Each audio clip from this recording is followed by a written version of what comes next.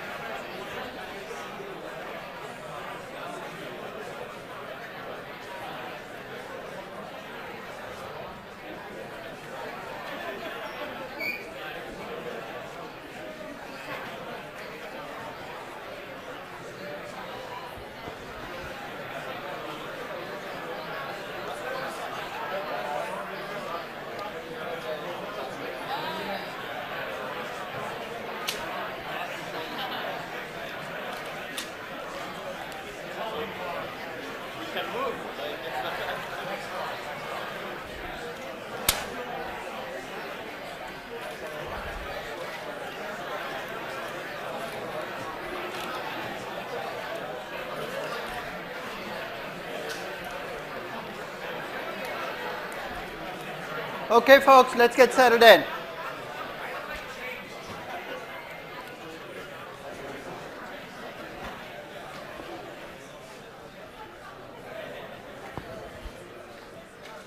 So find a seat. There's nothing reserved. Though it says reserved, I think that's from launch. And as the school is prone to do, they leave everything as is for the rest of eternity. So you can sit wherever you want. Now, here's something you're going to start to see at the beginning of every class. I'm going to start this class off with it. There's going to be a quiz at the start of each class. Don't freak out yet. It's not going to be graded. It's going to be about what we're going to do during the class. You think, that's crazy. You do a quiz before the class? I do this for two reasons. One is to make sure you show up on time, because today's an exception. We start at 10:32. I'm going to start at 10:30, no matter what, because I've discovered that the later you start, the later you end up starting. So, and the quiz kind of gets you in there. The second is, I think you already know this stuff before we actually do it, and I want you to prove that to yourself, because you're going to discover as you answer the quizzes that the rest of the class is confirming what you already knew, which should be no surprise, but it's actually good for your self-esteem or whatever you need to do to feel good about the class. So we're going to start with a quiz. Ready? This is a class about valuation. In fact, if you're in the wrong class, this is now the time to leave. Okay? This is not strategy. I was going to say something bad about strategy, but I've been told not to say anything bad about strategy. They're having a tough time getting people in anyway. Okay? It's valuation. So here's my first question. We're going to spend 26 sessions, 15 weeks talking about valuation. So I'd like you to pick a word that you would use to describe valuation. I'll give you the choices. It's a science. We'll come back and kind of explore this, because later, as I said, this is going to be what we're going to talk about for the rest of the day. It's an art. It's magic. Or maybe it's something else. You can put in D, something else. Either to reflect the fact that you can't think of anything right now, your mind's blanked out, or because you can't pick. Ready? Art, science. Everybody made a choice? Art, science, or magic? Okay. Second question, and this is, you're saying this is not a real estate class. You're going to discover that valuation seeps into almost everything we do. Let's say you decide to buy a house. I don't know how you're able to afford it with your MBA tuition, but whatever it is. You look at the apartment or the house, the realtor names a number, $1 million. Did the realtor value the house or price the house? For the moment, you might have absolutely no idea what those words actually mean, but pick one. Did she value the house? Did he? Actually, the first time I wrote it, I made the realtor a she and the equity research analyst a he, which suggests some hidden biases I have to overcome. So I went back and fixed it. So the realtor is going to be the he and the equity research analyst is going to be the she. So how did he come up with the number? Value or price? And then let's follow up. You're reading an equity research report. There's a buy or a sell recommendation, right? Buy the stock, sell the stock. Did the equity research analyst value the stock or price the stock? As I said, for the moment you say, I don't know what the difference is. Value, price, aren't they the same thing? If that's what your priors are, as I said, this is about testing out your priors.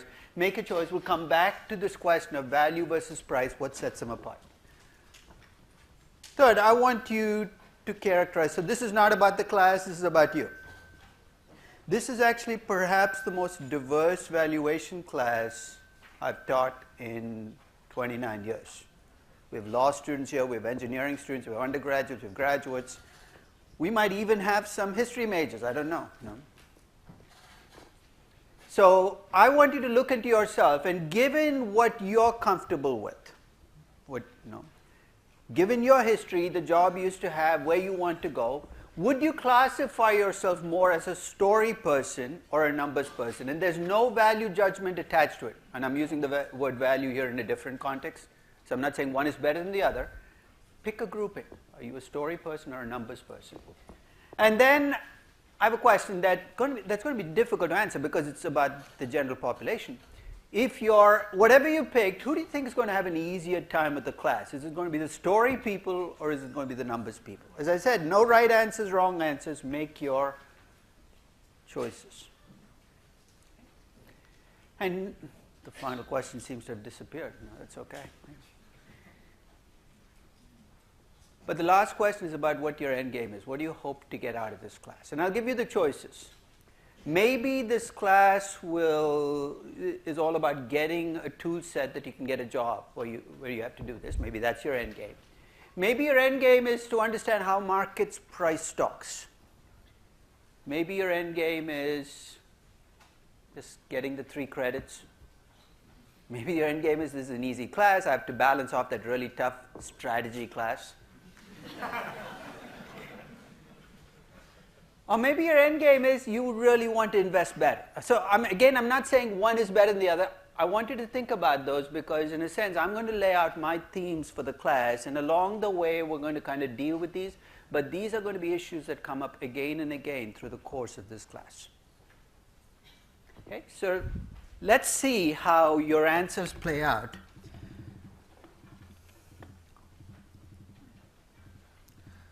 So as I said, there are three separate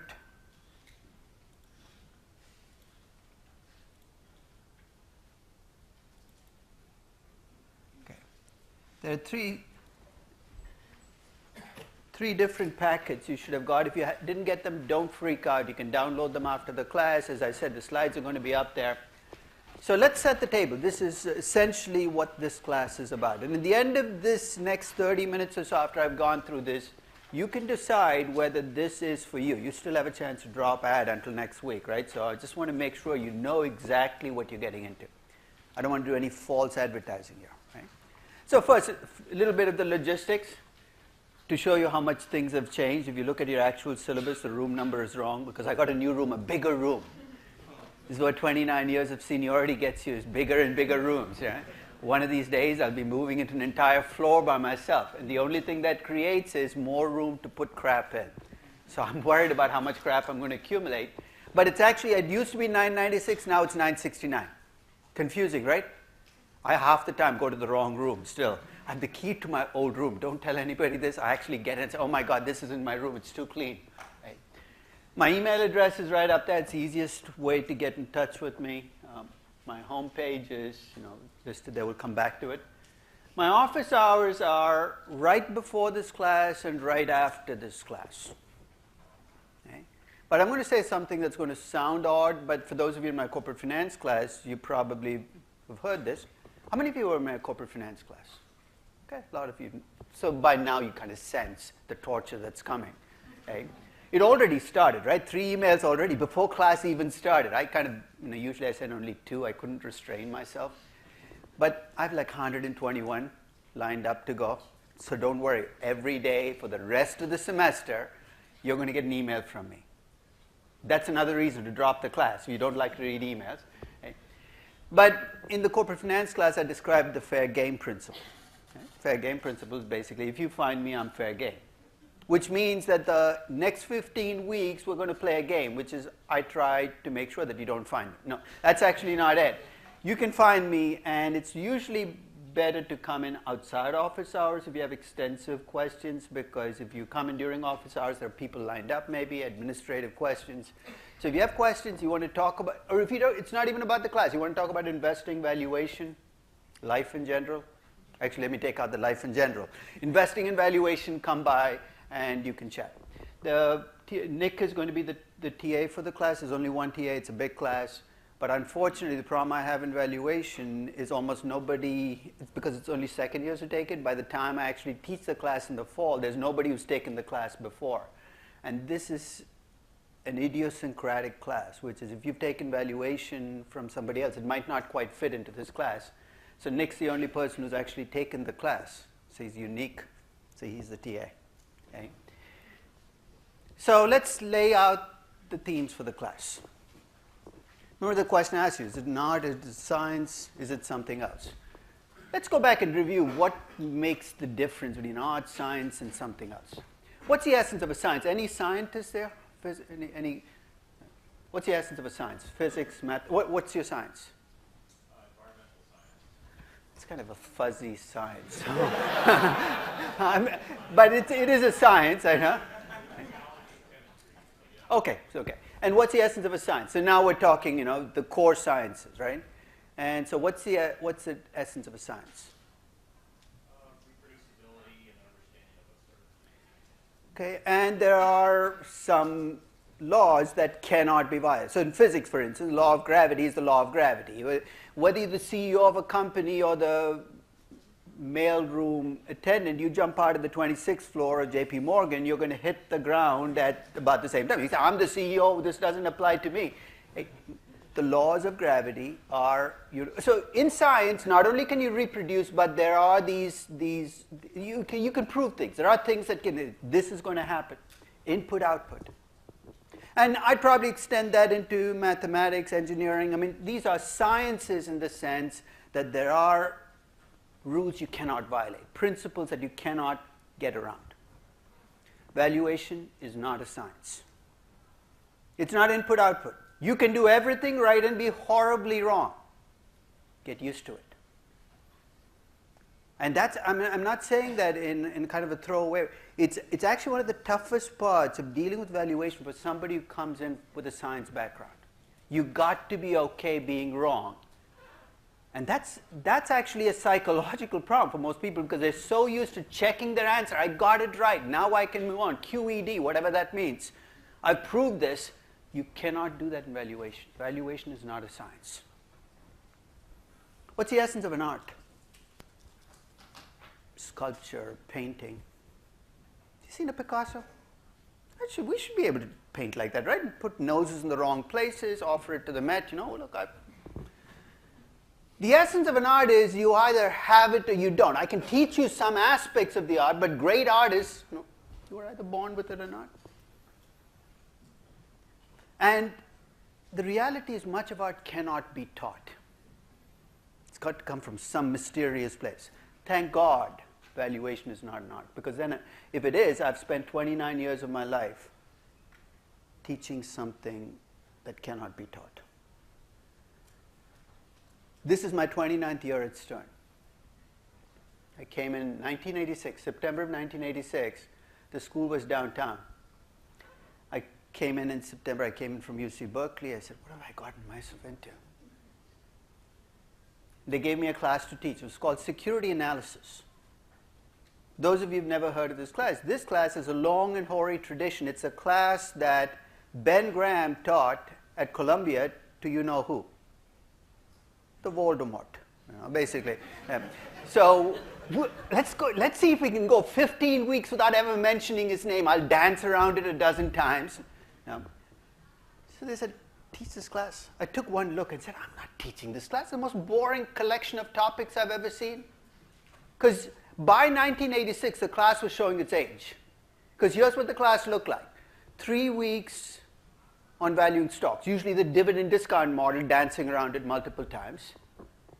3 weeks on valuing bonds, 2 on options and futures, and then 5 weeks on institutional detail. You think, what the heck is that? You'd spend an entire session on listing requirements of the New York Stock Exchange. Teaching was really easy before Wikipedia came along, right? You could spend an entire 80 minutes talking about these are the 10 listing requirements, and everyone said, really? You are so knowledgeable. So they give me this class. I said, I'm not teaching this class, which is not a great attitude if you've just been hired as an assistant professor. But I didn't know better. I went to the head of the department and I said, you know what? I'd like to teach a valuation class. He said, don't do it. There isn't enough stuff in valuation to teach a class. And you know what? In 1986, he was absolutely right. There wasn't enough stuff in valuation to teach a class. But I was stubborn. I'm still stubborn. I wanted to do it anyway. And I discovered very early in my academic life that the best way to get things done in academia is to do them subversively. Because if you go through the official channels, you know how it works, right? Committees reporting to subcommittees that report to other committees, and by the time it gets turned around and comes back down, I'd have retired. So here's what I said. I said, I'll teach the security analysis class. Then I went in and taught a valuation class. They have no idea what I do in the classroom. Remember, these were the days before webcasts. I could be talking about God only knows what in the classroom. You know how many years it took them to catch on? 2008. 22 years after I've started doing this, I get a call from the dean's office. So we hear you're teaching a valuation class. I said, yeah, I've been doing it for 22 years. We should call it valuation. I said, good. Finally, we have a name. So if you look at the history of class offerings at Stern, you won't see valuation before 2008 because I used to take every conceivable class that was given to me and make it a valuation class. So equity instruments and markets, no problem, I'll teach that. Valuation. So for 29 years, I'd have been teaching something that cannot be taught if it's not. It's not a science, it's not an art. It's not magic. It looks like magic sometimes, but it's not magic. If you ask me to describe valuation, and you're going to see me return to this concept again and again, I would describe it as a craft. I'll give you the analogy that's closest to valuation. Cooking. How do you learn cooking? You could read cookbooks. You could watch cooking shows. You could watch that guy on the food channel go around restaurants eating every conceivable thing that doesn't move. But to actually learn cooking, you know what you have to do? You have to go into the kitchen. Remember that room in your apartment that you never go into, except to raid the fridge once in a while or put your Chinese food in there? You got to go into the kitchen. You got to turn the stove on. That's a big, if you don't do that, then nothing happens. Then you've got to put a skillet on there, and you've got to start cooking. And guess what? The first time you do it, you are going to screw up. Even scrambled eggs don't look like scrambled eggs the first time you do it. I remember the first time I have to cook once every week. This is like an obligation that I've entered into. I don't know how this happened. It's part of my marriage contract. I think it was one of those hidden clauses. So Sunday is my day. And it's an elaborate procedure. I have to pull up a recipe. I have to follow it to the T. That's the other thing, is when you're uncertain, you follow things to the T. And I remember the first time there was a recipe. It said, beat the egg till the whites stand up. Right? Now, what the heck does that mean? How does, you look at an egg, you say, first it's this yellow thing in the middle surrounded by this translucent mess around it. That's supposed to stand up. I took like 20 minutes beating the egg. Nothing stood up. And my wife comes out and said, let me show you how it's done. She whisked it for 3 minutes as something stands up. I said, oh my God, this is amazing. You learn cooking by cooking. You learn valuation by doing valuation. Not listening to me talk about valuation, not watching me do valuation, by doing valuation. So you know what's coming, right? For the next 15 weeks, what I want you to do is value company after company, and I'm going to kind of give you some structure to it. Every week for the next 15 weeks, I'm going to put up a valuation of the week. Starting this week. You think, what company are you going to value? Whatever I'm interested in now. It's all about me anyway. Okay. So this week I'm going to put up my valuation of Uber. It's a little dated, but it actually is going to be very closely connected to the next theme, or the second to last theme on what I'm going to talk about. Then in December of 2014, I'm going to put up my valuation. I'm going to give you the story behind my valuation. I'm going to put up the spreadsheet. I'm going to create a Google shared spreadsheet. And you know what I want you to do? I want you to take that spreadsheet and do your own valuation of Uber. You're saying, but you've already done it. That's my valuation. Don't steal mine. You can do your own.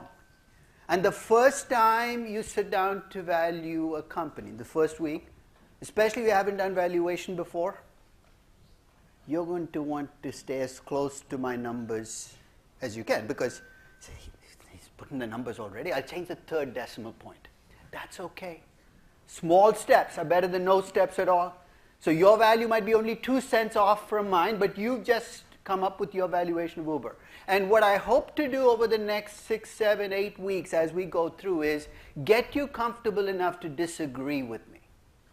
Because when you say you are wrong, I know I've done my job, because that's where I want you to be, is to say, I don't like your valuation.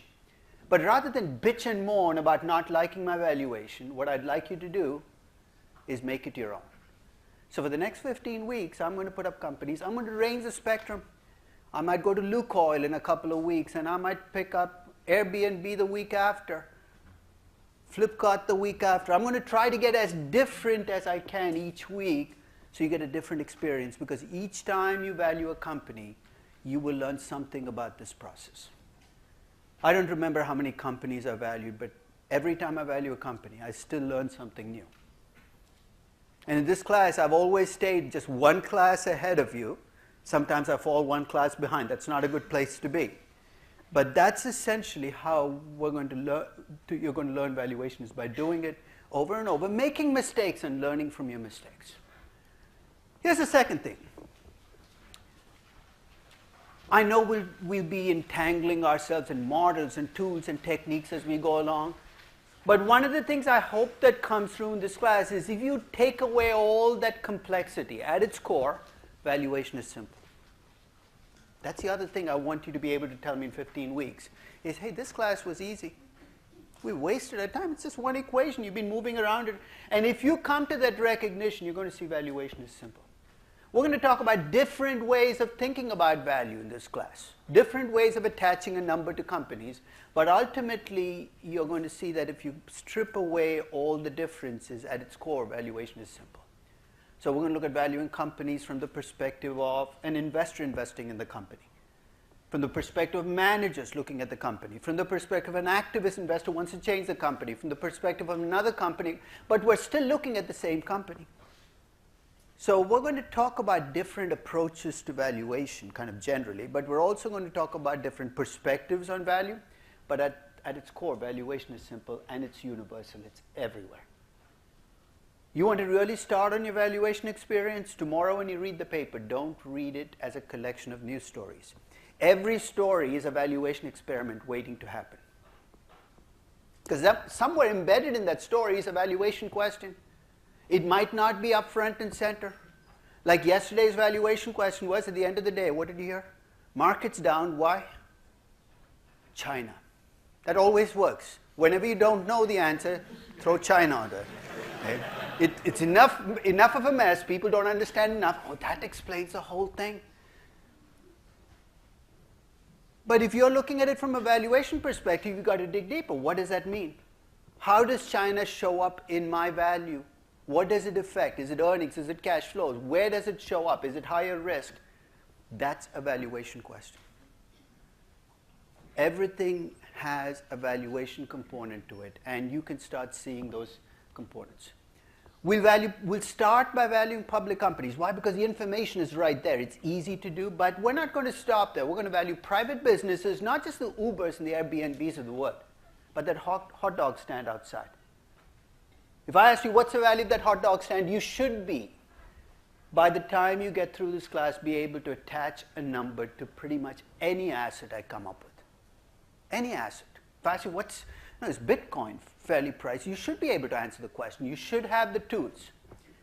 And my family gets on me about the fact that I never say these 3 words, I don't know.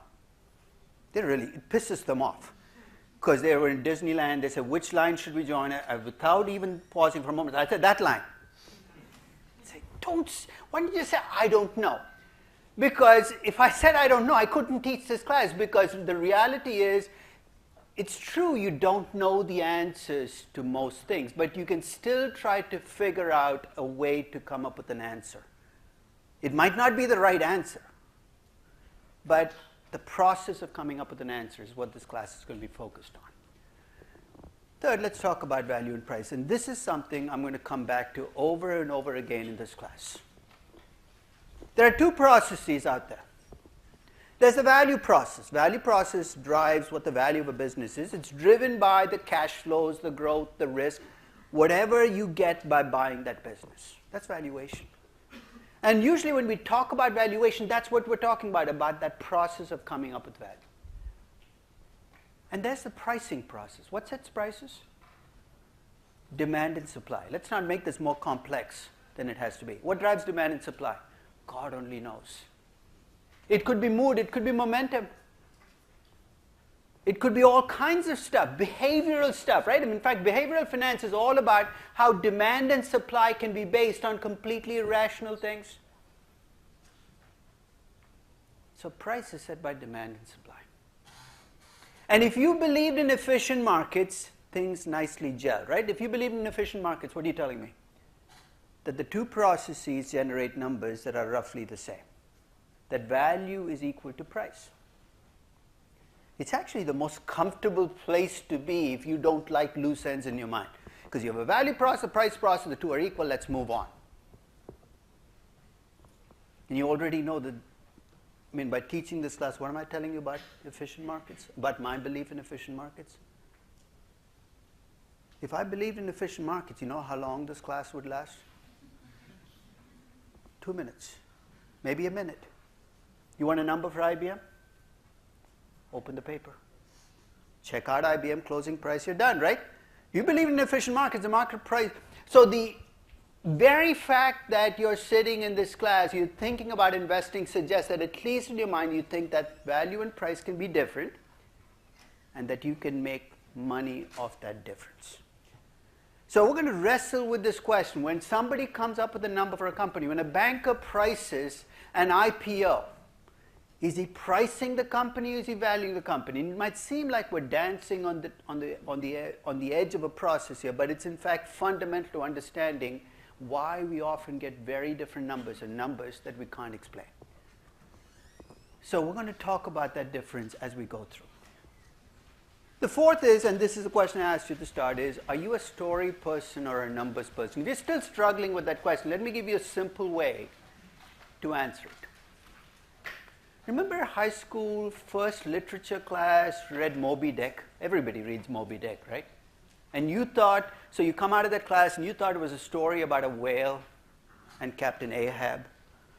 And then in the class, the teacher starts telling you all the hidden stuff behind the story. And your reaction was, that's a load of bullshit. And you come out of the class and say, never again will I take a class like that. And then you know the rest of your life is set for you, right? You go algebra 1, algebra 2, algebra 3, algebra to the nth power. You hit the college running. You have to take that core class, which is really a way of keeping literature departments and universities employed. Because without that class, you could, how do you keep all those professors going? But you go through that class, you view it as torture. All those books that are supposed to be read. Who comes up with this list, you say? And then you get done with it and say, thank God, I've gone through this trying passage. Now I can get back on my path. If that is a description of what you went through, you're a numbers person. Because then your path is set, right? You pick numbers classes. You went the numbers route. You became an accountant, an actuary, an engineer, a mathematician, a scientist. You're a numbers person. And you have a little contempt for those story people. You will listen to them at a cocktail party, but only if you're drunk.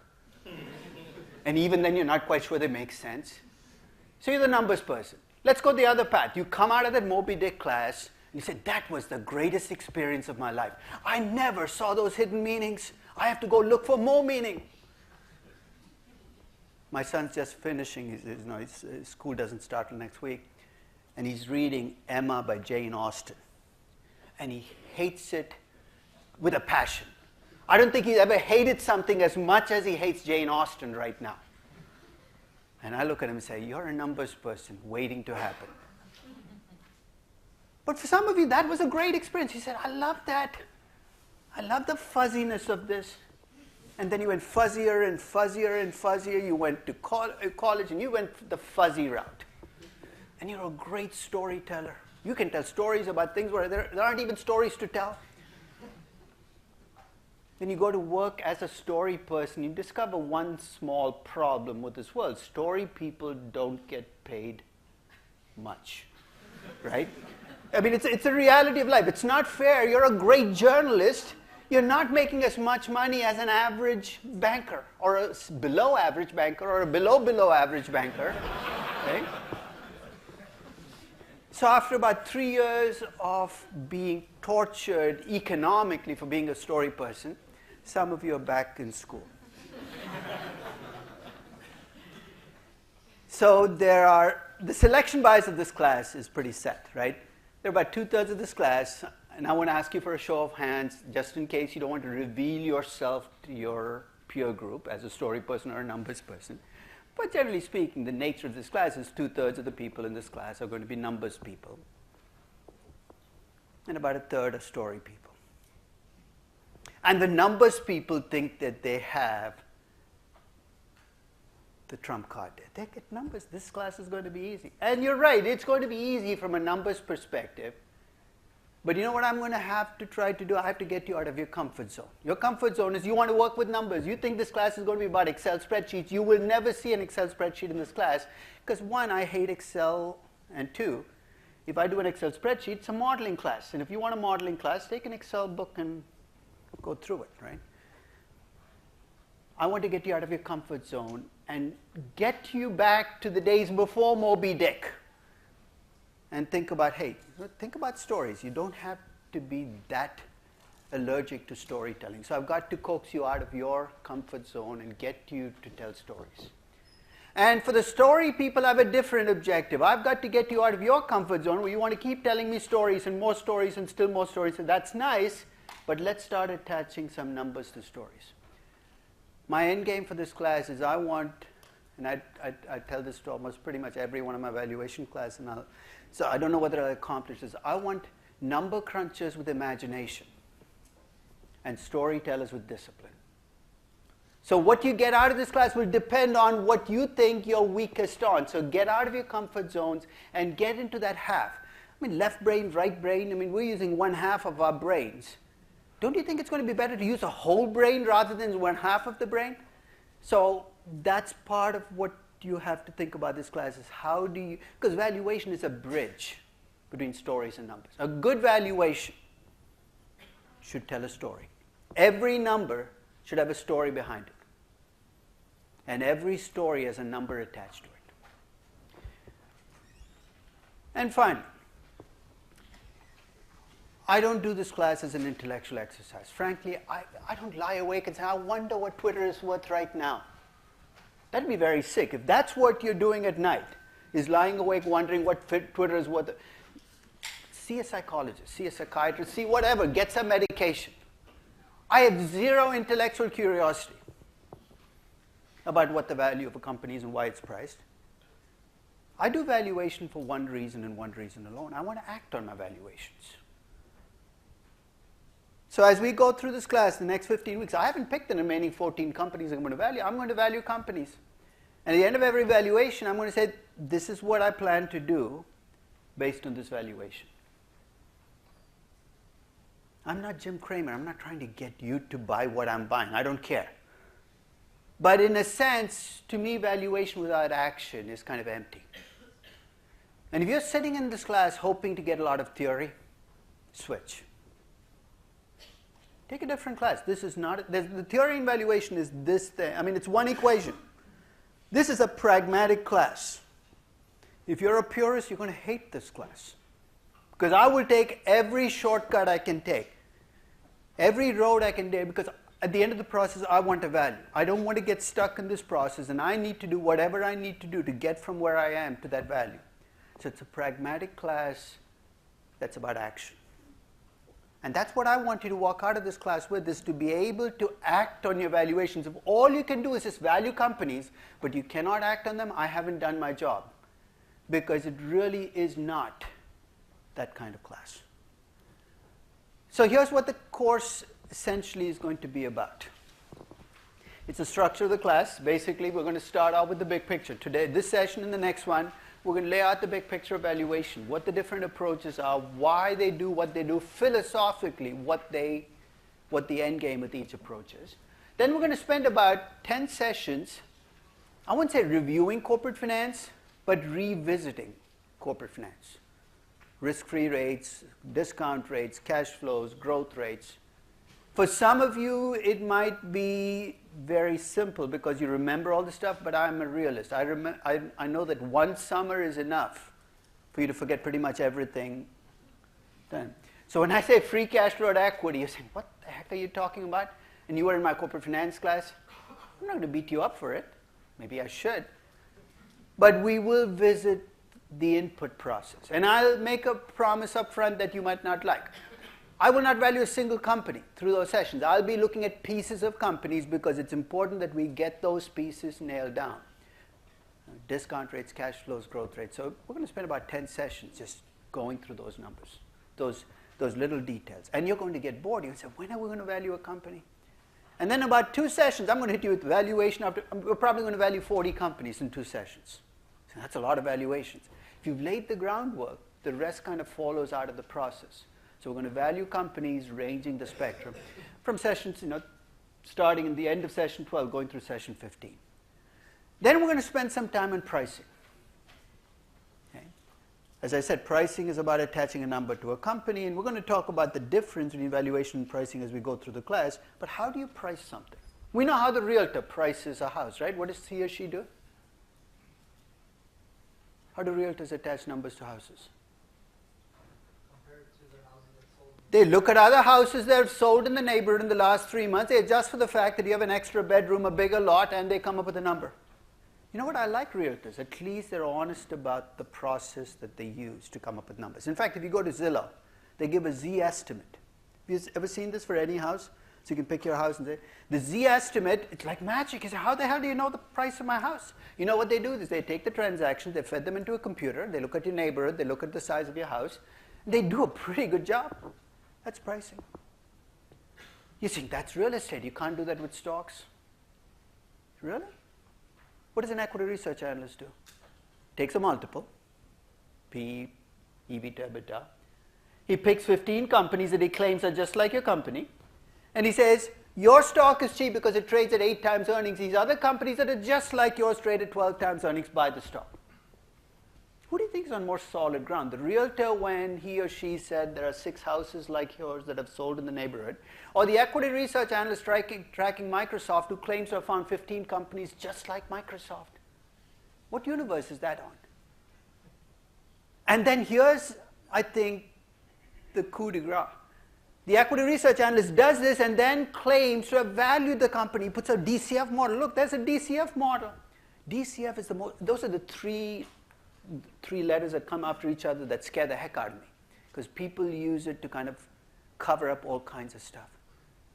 So we're going to talk about pricing, about using multiples and comparables, and go through the process arguing not that this is a bad process, but that we can do it better, that there is data there that we're throwing out right now. So we're going to spend about 4 sessions on pricing. Then I'm going to spend a session, it's kind of a tangent, on what I call asset-based valuation. What is that? If I give you a company which owns 5 real estate properties, you can value it as a company, you can value each property separately and add them all up, right? It's called sum of the parts valuation. It sounds fancy, but you're going to see that it's an application of either valuation or pricing to breaking up pieces of a company. We're going to look at accounting valuations. So asset-based valuation essentially is going to be looking at valuations by breaking a company into its pieces. Saying only one session, there's not much there. Because once you've laid out the foundations for intrinsic valuation, which is what DCF is, and pricing, you can pretty much do anything you want in terms of sum of the parts. And then we're going to spend a couple of sessions on perhaps what's the only thing in valuation that's new and different. This would be the only topic we wouldn't have seen 40 years ago if I taught this class, which is applying option pricing not to value options. That's pretty much set. People have been doing that for a while. But to value companies. young biotech companies, natural resource companies. We'll see what the optionality there is, but applying real options. And we're going to close off with a couple of application sessions. The first is in valuing acquisitions. I've never understood how you fill an M&A class. What do you have to do? 26 sessions? I hope it's a half semester class. If you ask me to teach a class, after one session I've run out of material. Because acquisition valuation is not that different from valuing any other company. There are a couple of special issues that come up. One is synergy and the other is control. We're going to talk about valuing those. But again, it's not going to be difficult to do. And we're going to close this class up by looking at bringing corporate finance back. When I started the corporate finance class, I promised you that valuation was the other end of the spectrum, that if you came back, you're going to see a lot of valuation. Now I'm going to put you back in a circle and say, at the end of the valuation class, we're going to go back to basic corporate finance. We're going to tie value to corporate finance decisions, investment decisions, financing decisions, dividend decisions. And the last session is going to be about you. And you'll see in a minute what I mean by that. It's going to be about your valuations of your companies and how they look this semester. Now, I sent you, how many of you did not get any of my emails? I think the law school, and if you're from the law school, I think you have a Stern email address, so stuff is going there. Don't ask me why they don't let you know that you have a Stern email address, but do find out what that Stern email address is, because to register for Capital IQ or any of the other data, you have to use the Stern email address. But I sent you this primer. If you know, there's not that much I need from you as prereqs for this class. I need you to understand basic accounting. Basic, very basic. If you still are wrestling with the difference between operating income and net income, you have to get over that problem. So very basically, can you read a financial statement? Can you use basic statistics? Can you make sense? If I gave you 30 data points, can you make sense? Not just in terms of computing an average and a standard deviation, but in terms of some very basic distributions. And there are some financial tools I'll draw on that I will not have a chance to go through, like present value. By now, if you haven't figured out the present value tool on your calculator or on your laptop, no, you need to get that behind you, because present value is one of those fundamental tools. Now, basic corporate finance is useful. It's not a prerequisite. Those of you who are taking corporate finance with this class simultaneously, it's not a big deal. You'll be able to do both. But basic corporate finance, investment decision, financing, dividend decision. And again, I'll do enough of a review that if you haven't done a full corporate finance class, you should be able to keep along. Right? As I said, I will torture you for the rest of the semester. So I'll set up the torture, so you know exactly what torture is coming each day. Of course, every Monday, there'll be a class, unless, of course, it's Labor Day or September 23rd or whatever it is. Okay. There'll be a class, and right after the class, I will send you a summary of what the class covered. And we were just in the class. It's amazing, again, how quickly people forget. Okay. Tuesday, I'll put up my valuation of the week, and I already talked about that. I'll value a company, I'll put it up with the Google shared spreadsheet, so you can start to put your numbers in. Wednesday, I will send out a weekly challenge. You say, what the heck is a weekly challenge? I didn't sign up for this. You didn't sign up for a lot of stuff, but this is part of the parcel. Weekly challenge, what I do is I take the material we did that week, and I create a question or a problem around that around the material, but making you reach. In other words, it's not just about applying things. That you have practice problems to do. But essentially, it's a test of, can you take what we did this week and take it to the next step? Can you apply it? So each week, I'll put up a weekly challenge. On Wednesday, I will send it out. And I will post the solution for it on Sunday. And you have Wednesday through Sunday to submit it. That's the only part of this class where I use NYU classes, because there you can submit it directly into NYU classes. So I'll send you the details on it once the first weekly challenge is up. You're saying, what part of my grade rests on this? Here's the good news. It's 0. So why should you do it? Because you want to understand valuation. You say, what if I don't care? I don't care either. Okay?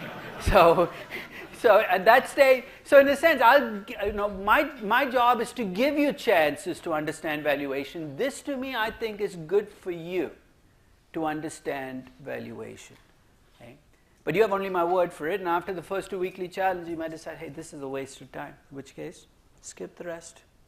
I think there are 12 weekly challenges. I think there are some weeks I skip Thanksgiving week, for instance, because I wanted to give you a break.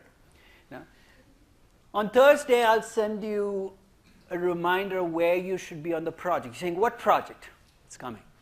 Okay? This is really my guilt email, because I know here's what's going to happen. You're going to keep putting it off and putting it off and putting it off till the 14th week. So every week I'm going to send you a project email and say, this is where you're supposed to be in the project. And for some of you, if you're type A personalities, who are a little anxiety driven, this might be, oh my God, I'm 3 weeks behind. And maybe that'll make you act. It never works, but I keep doing it anyway. So you get an up and say, this is where you should be in the project. Every Friday I'll put up 10 to 15 minute webcast saying, I've watched you already twice a week. I know. This webcast is going to be about very pragmatic stuff, like how do you read a 10K? How do you capitalize leases? So basically, I'll take a company and I'll take you through the process. This is where I went on the 10K. This is where I looked up the numbers. So those of you in our corporate finance class, remember these webcasts. Some of them are useful, some of them are not. No. So I'll put up that webcast essentially so you can try that out. On Saturday, I'll send you a weekly newsletter.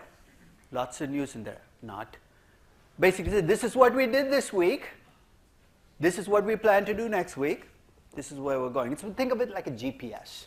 That's basically what it is. It's here's where we are, here's the destination, here's how we're moving. Again, not a lot of news, but again, take a couple of minutes and just look at it. On Sundays, I said I'll post up the weekly challenge and tell you what's coming up in the following week. It pretty much takes care of every day of the week. Now for each class, please do try to get here on time, but I'm not Bill Silber. I don't have the kind of personality to enforce that just by glaring at you. Okay? I mean, come on. Bill looks at you, you freak out, right? Okay? Or Roy Smith comes and looks down at you like this. I can't pull that off. So I'd rather have you here late than never. So if you're getting pizza and you got delayed, you got a cappuccino, you spilled it on yourself, you just slept until 10:40, you want to come in at 11. I'd rather have you here than not here. Okay? Bring your lecture note packet. That's the only thing you have to bring with you, is bring your lecture notes. Okay? You can either buy it at the bookstore, you can print it off. If you want to buy it at the bookstore, good luck to you.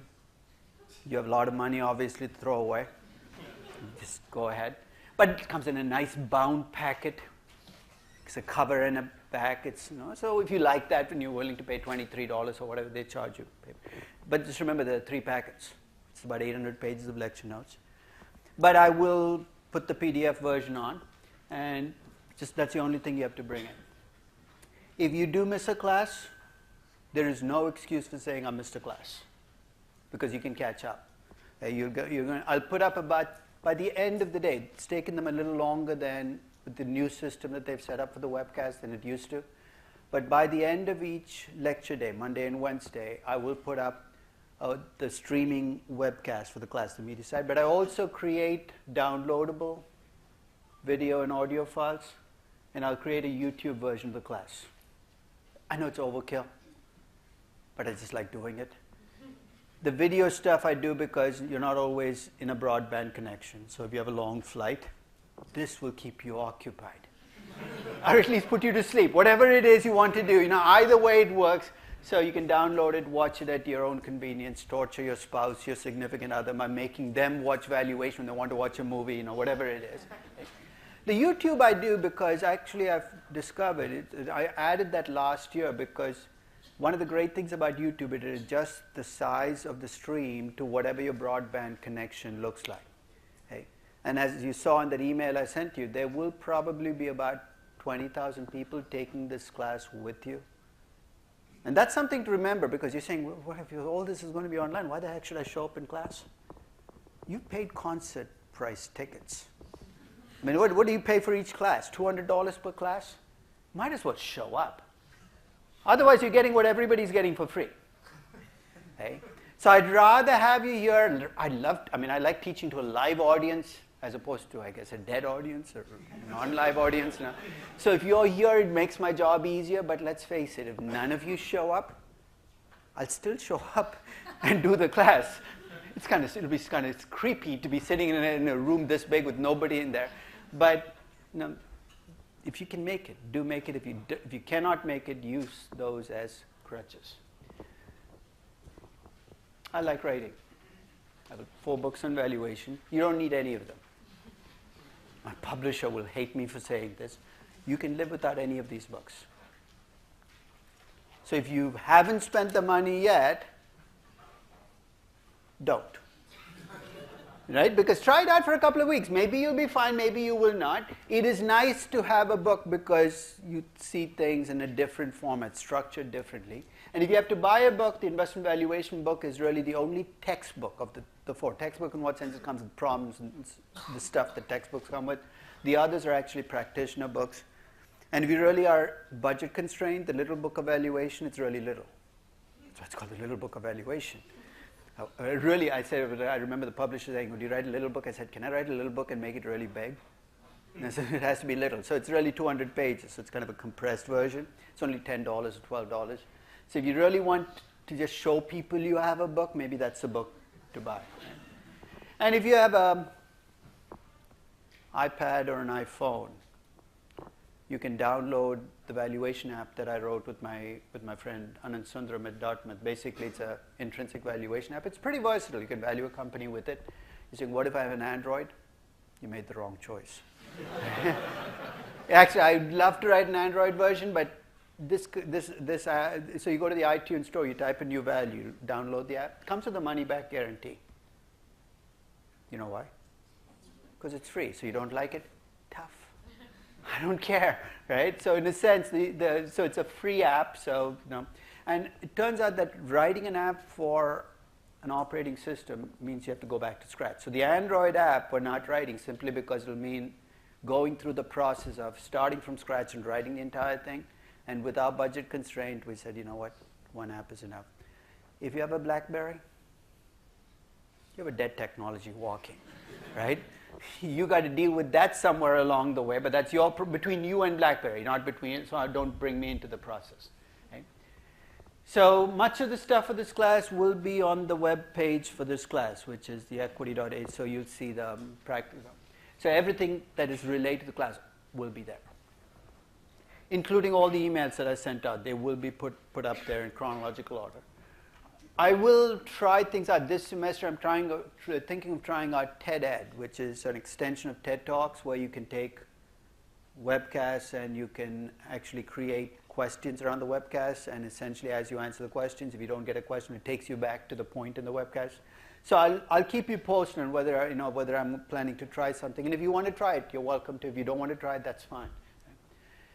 The class will be carried on Apple iTunes U so each class, as I put it on, in addition to seeing it on the website for the class, you'll also see it on iTunes U. And with an Android, you can still use iTunes U, even though it's an Apple app. And there will be a YouTube playlist for just this class, so you'll just see the videos for this class. And there's more. The Google Calendar for the class has been there for a few weeks. You can check out when things are. You should have no surprises coming in the class. Everything is laid out. Because we have this strange semester where you lose 3 days in the middle, I think the final exam is December 18th. I will be giving an early final on December 16th.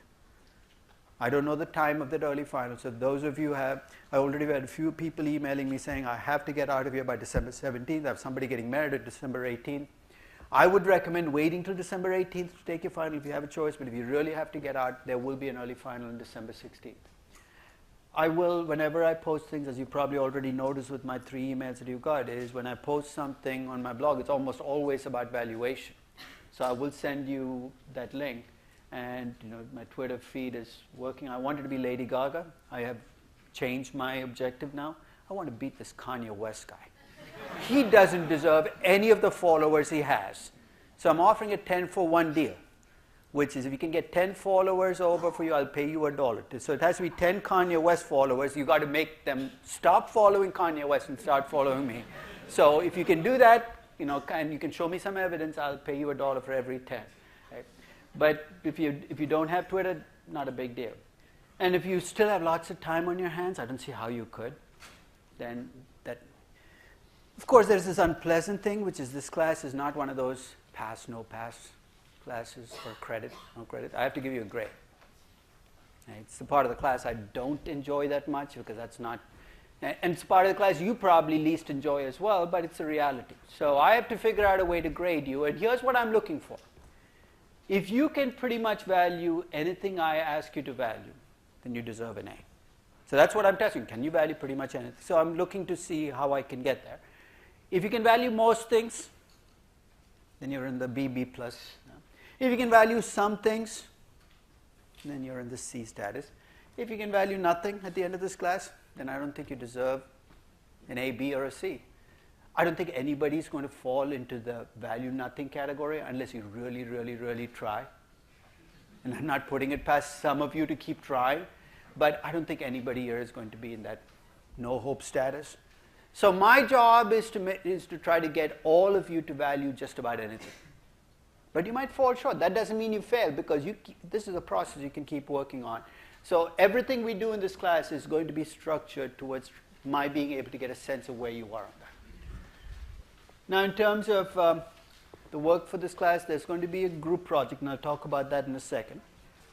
There's going to be individual work, which is going to be about 50% of the class, but let me again be honest about that.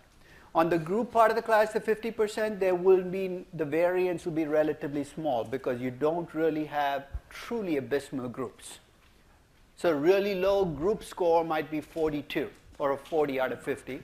A really good group score might be 50 out of 50.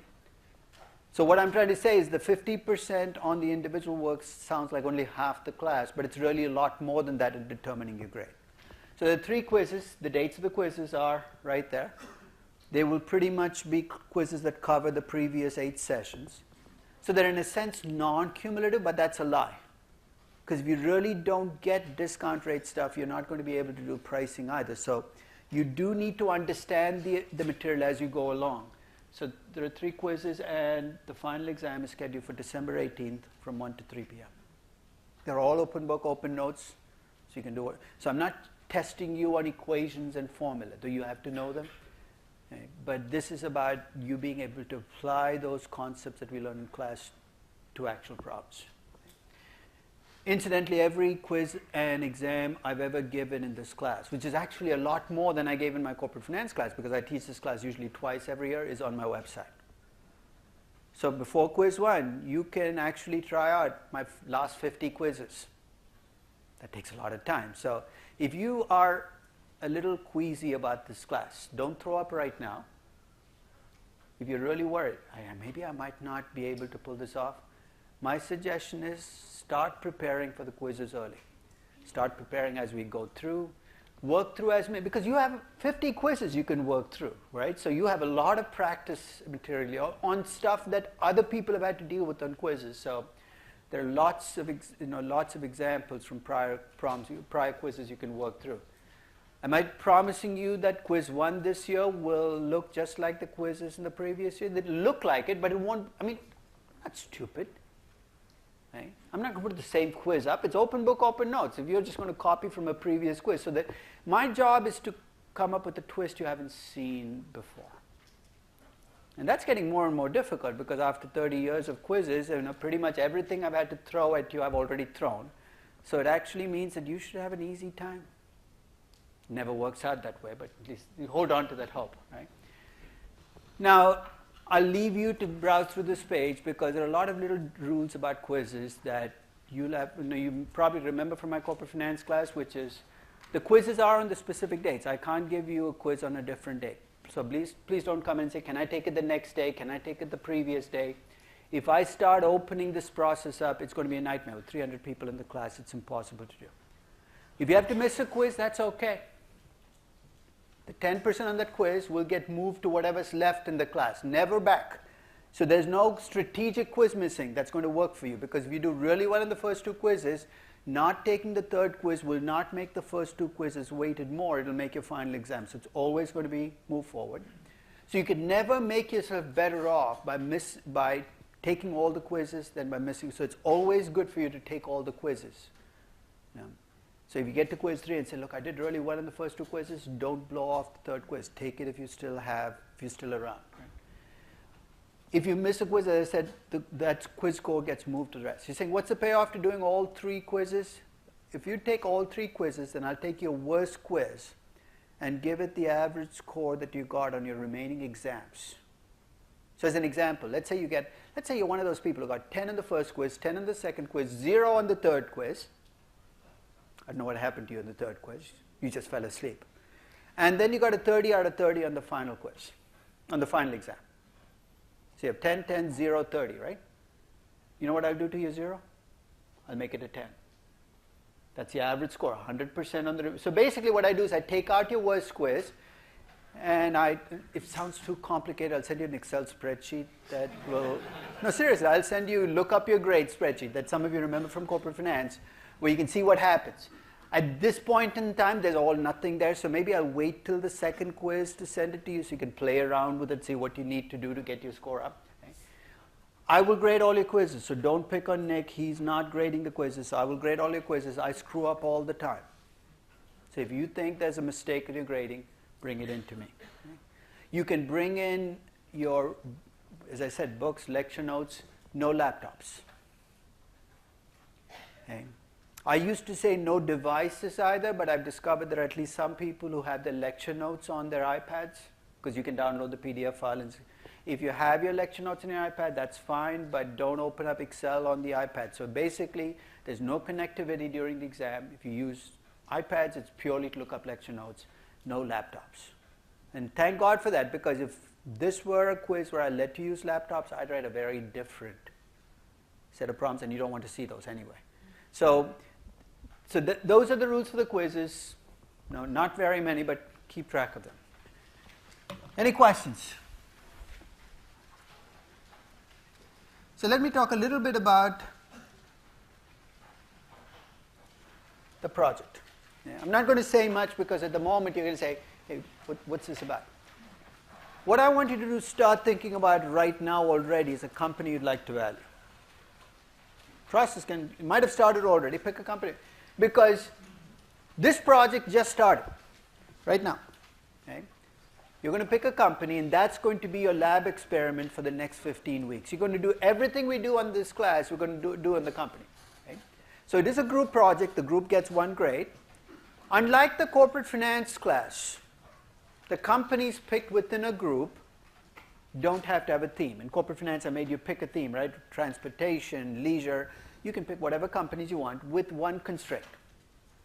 At least one of your companies has to be a money-losing company.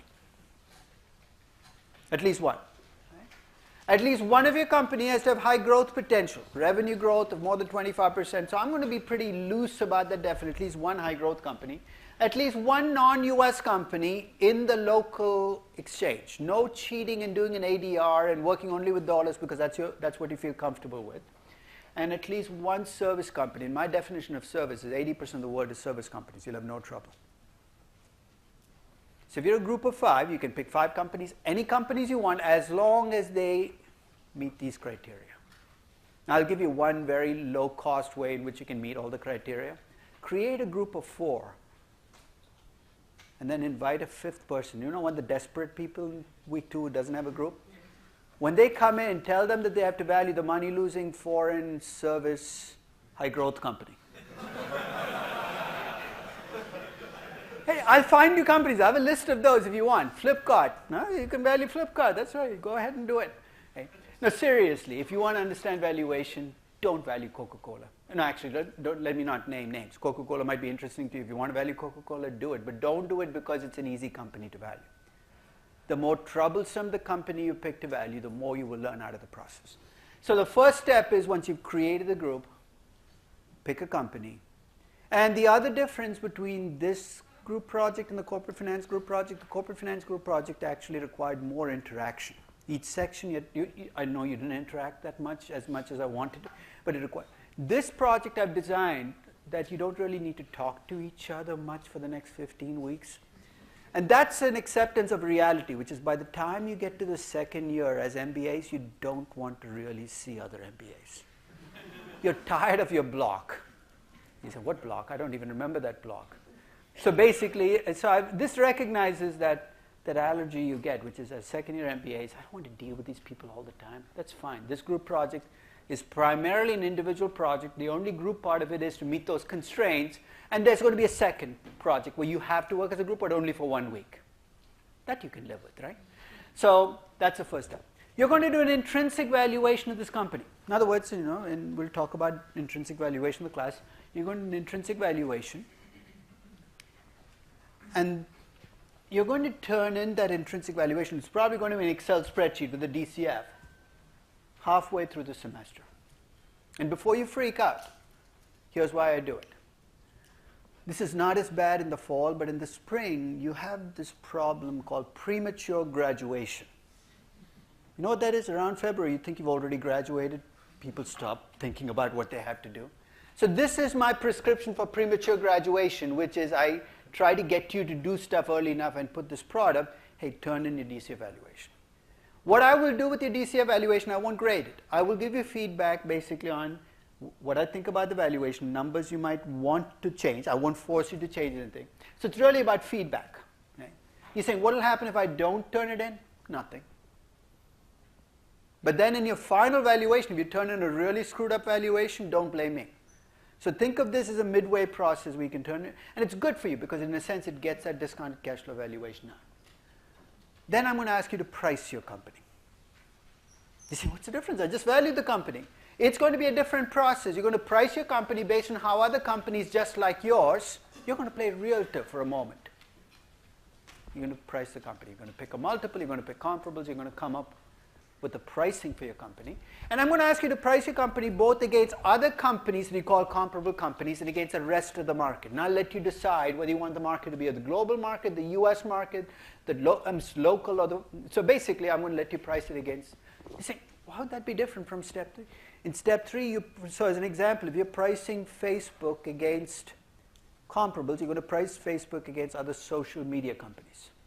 Here, you're pricing Facebook against the rest of the S&P 500. And guess what? You can get two very different answers depending on who you price yourself against.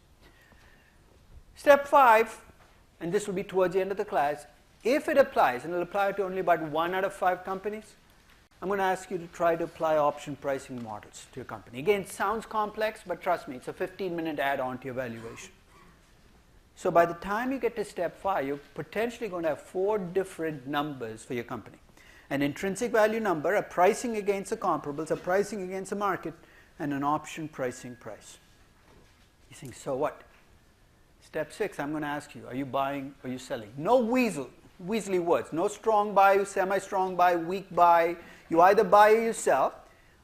Once in a while, I'll let you chicken out and say, I'll hold. I don't even know what that means because you have nothing to hold. But basically, I can't make up my mind. So every semester, my objective is to drive the holds down to 0. It never works. About 15% of the class is incapable, at least by the end of 15 weeks, to being forced to buy or sell. But you see why this is going to be an issue, because you're going to have 4 different numbers for your company, and you're going to have 1 price. You're saying, what if 2 of the numbers are lower and 2 of the numbers are higher? You get to pick. You get to pick which ones you're going to base your decision on. And there is no right answer. There's no one that I want you to pick. It's whatever you feel comfortable. In other words, you will get to decide whether you want to go with the value that you came up with or the price that you came up with. So that's where the final project will lead. It's due on the very last day of class. Remember I said the last class is about you? In the weekend before the last class, I'm going to ask you for your numbers. So what did you get as your intrinsic value? What do you get as a price rate? And then in the last class, I'm going to show you what 300 companies look like this semester. How many of you found your companies to be undervalued? How many overvalued? And I'm going to give you the history of what this class has found relative to what the market's done over the last 30 years. So you can see how this class has played out. Now the second project is a mystery project. What is it about? If I told you, it wouldn't be a mystery.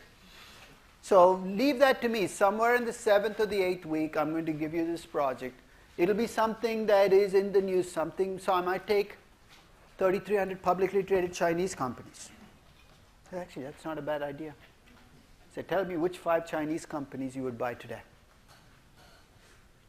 And I'll give you the tools. Trust me, you will be able to do this. That'll be a much shorter project. That's also a group project. but that project will be worth 10%, and it's a 2-week short-term project in the middle of the class. Okay.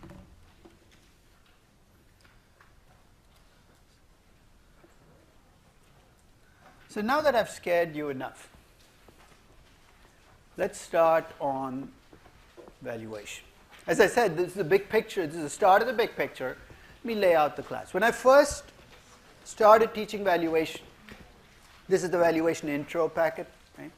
When I first started teaching valuation, I made the assumption that everybody else was as interested in valuation as I was. Horrible mistake, because I've discovered in hindsight that most people don't believe in value. You're saying, but they do it all the time. They do it because it's their job. They do it to cover their rear ends. But if we caught them in an honest moment and asked them, why is Facebook trading at $84 per share? Their answer is going to be because that's what the market thinks it's worth. Most people think valuation is a wasteful exercise, that it really accomplishes nothing. If I believe that, I wouldn't be teaching the class. I'd like to start off by telling you why I do valuation.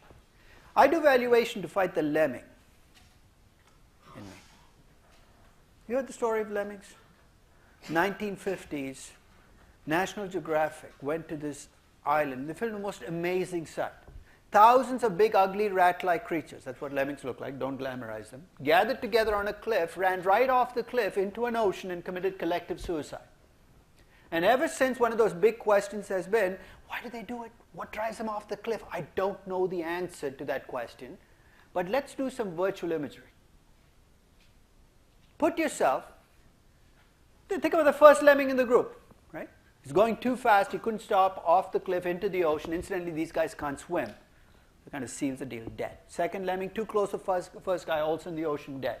But I'd like you to put yourself in the shoes of the very last lemming in that group. I know lemmings don't wear shoes, but you kind of hang in there with the analogy anyway. Can you see yourself? Beautiful Pacific island. You're running as fast as you can towards a cliff. You've seen your entire tribe disappear off that cliff. I would think you have second thoughts about what you were just planning to do. Your left brain, right brain, whatever part of you is rational, saying what? Stop, stop, stop. Don't do this. Then you hear the other part of your brain pipe up. It says, you know what it's saying? They must know something that you don't. 7 most deadly words in investing. They must know something that you don't. You know when you hear, let's say you sit down to value a company. Let's give the company name, Tesla. There are any Tesla fanatics here? Don't freak out. I'm not going to say anything terrible about Elon Musk or Tesla yet. I'll reserve it for a different time in a different forum. So you value Tesla. You come up with $120 per share.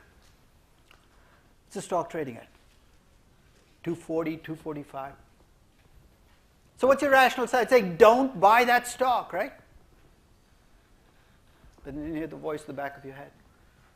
They must know something that you don't. It speaks in a monotone, don't ask me why. And when you hear it, magical things start to happen to your valuation. Your growth rates start to go up. Your cash flows start to get larger. Your discount rate starts to go down. 120 becomes 150, 180, 190. It's almost like the spreadsheet has a mind of its own. And it's moving towards 240. Don't fight it. There's a lemming inside each and every one of you dying to get out. Let it out. In fact, you can divide the whole world of investors into 3 groups of lemmings. The first group I call proud lemmings. I'm a lemming and I'm proud to be a lemming. They call themselves momentum investors. But it's pretty much the same thing, right? What do? They look for a crowd, they join in. You're buying, I'm buying too. You're selling, I'm selling too. Why are you buying? I don't care.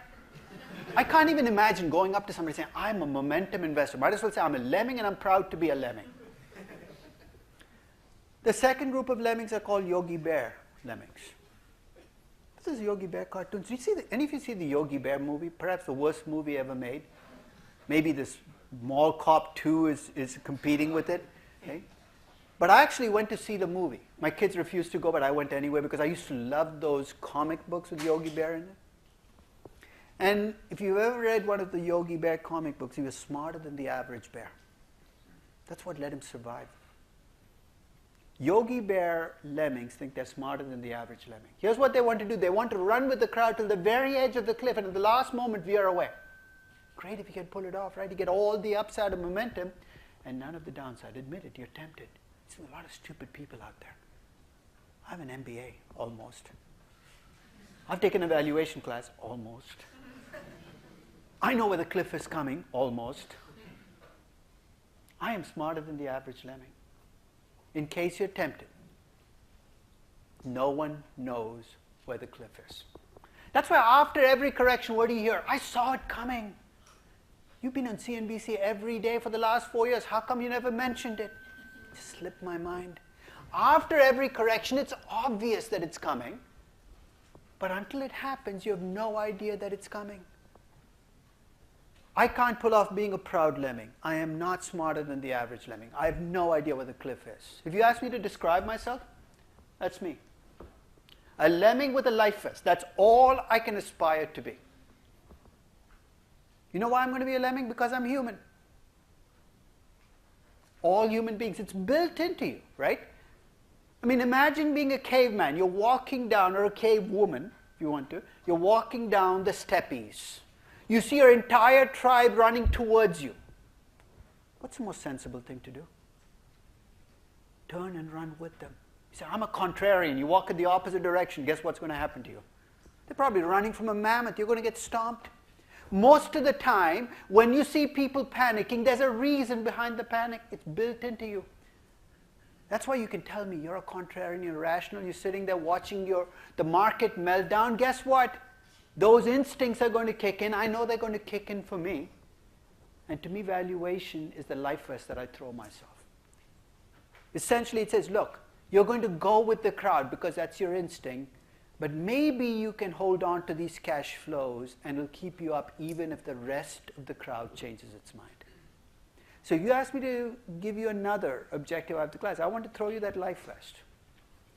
Maybe by the end of the class, I can't stop you going with the crowd. Maybe you'll have something else to hold on to besides just the crowd mood and the crowd momentum. So I'm going to start with the misconceptions about valuation. These are widely held. And I'll come back to this for the start of the next class because to me, this is where valuation gets into trouble. First misconception about valuation, and I talked a little bit about this in the context of science. Valuation is an objective search for the truth, that you're some kind of scientist sitting there trying to value things. Dispense with the delusion. All valuations are biased. But the company you're going to pick, you already picked, will be picking.